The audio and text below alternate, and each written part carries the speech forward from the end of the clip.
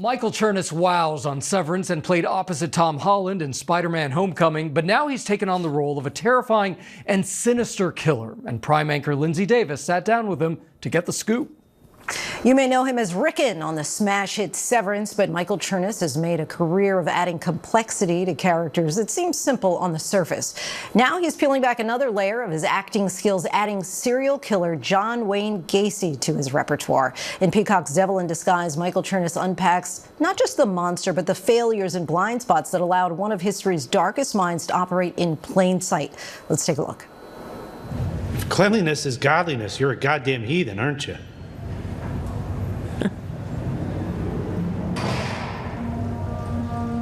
You're not going to tidy up.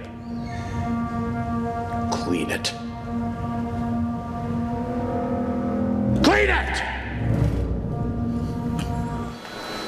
Joining us now, Michael Chernus. I'm scared by that scene. Thank you so much for joining us. Thank you so much for having me. Yeah.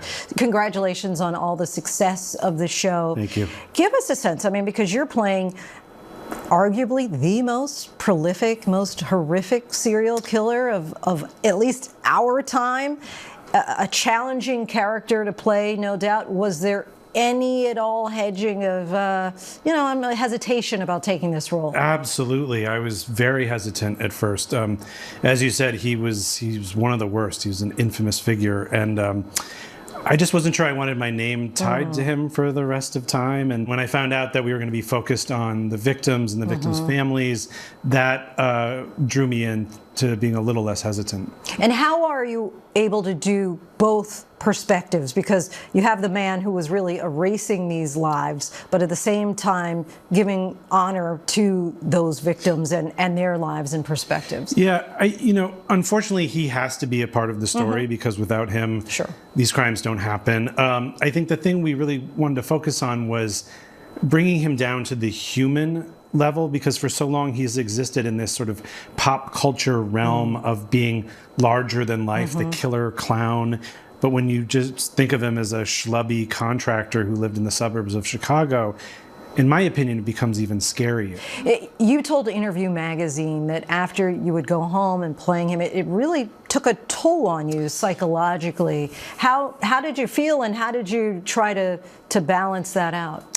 Of course, I think if you take on a role like this, it's going to affect you. But it affected all of us, our entire crew, our entire cast. But we were so invested in this larger mission statement of really trying to tell this story in a different way and shed light on the lives of these young men and boys who were lost so tragically.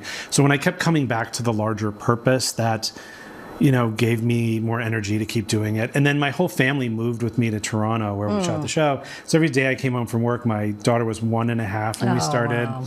And my beautiful wife was there, and our ridiculous fuzzy rescue dog came with us. And so I was just surrounded by love at home. And so that kind of helped wash away some of the darkness. There was really this duality to John Wayne Gacy, that he weaponized his charm. And you mentioned that dressed up as a clown, for sick kids. How were you able to really capture the two sides of him?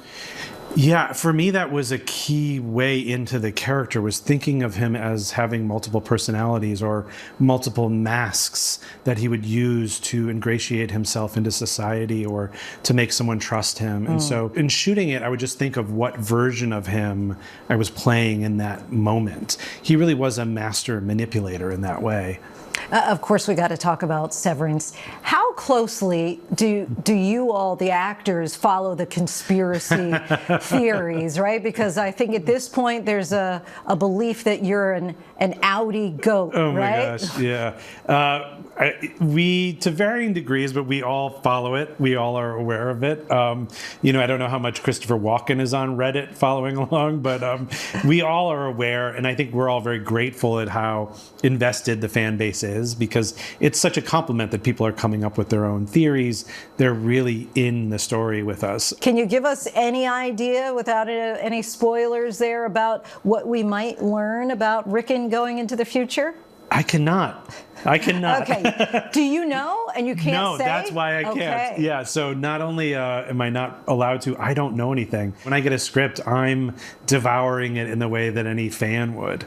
Michael, thank you so much. Thank you so much for having me. Really appreciate it. You can watch every episode of Devil in Disguise, John Wayne Gacy, on Peacock now.